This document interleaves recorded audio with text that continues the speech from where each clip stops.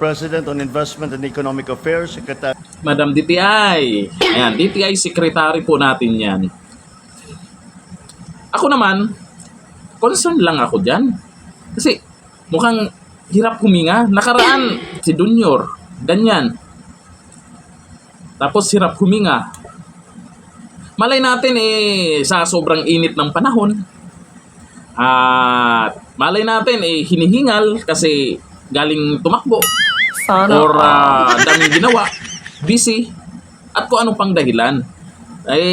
Ano po natin yan? DTI secretary po natin yan. Kaya, madam, okay ka lang ba?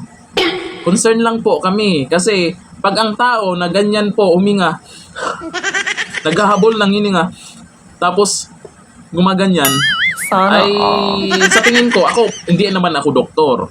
Pero, nakakabahala po. Kasi, kawawa naman. Baka naman sa sobrang busy nyo po ay nasubrahan kayo sa trabaho.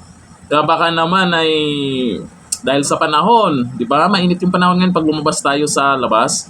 Baka masyadong masipag po ito si Madam DTI Secretary. Kaya ganyan, hiningal, baka galing tumakbo. Pero nung nagbabasa po ako ng mga comment, nako, ayaw ko na lang sabihin.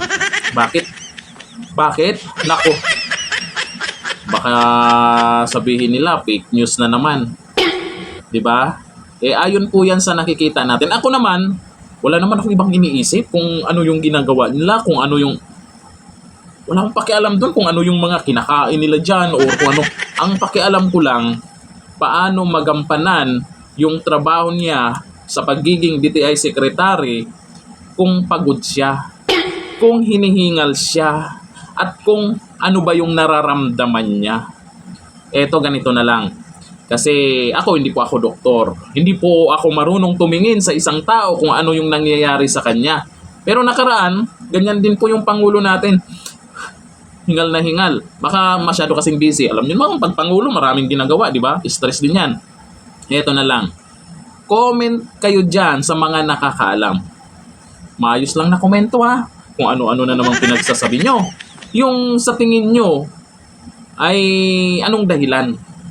Ulitin ko, sa side ko, ako'y concern lamang. Sana Sa inyo, ano kayang naging dahilan kaya ganyan po si Madam? Meron bang dapat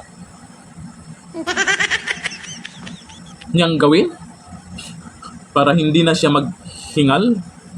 'Di ba? Comment tayo diyan. Baka may mga expert diyan na nakapanood sa video na 'yan at malalaman nila kung ano ang nangyari kay Madam. Yan dito lang. Thank you. Bye-bye.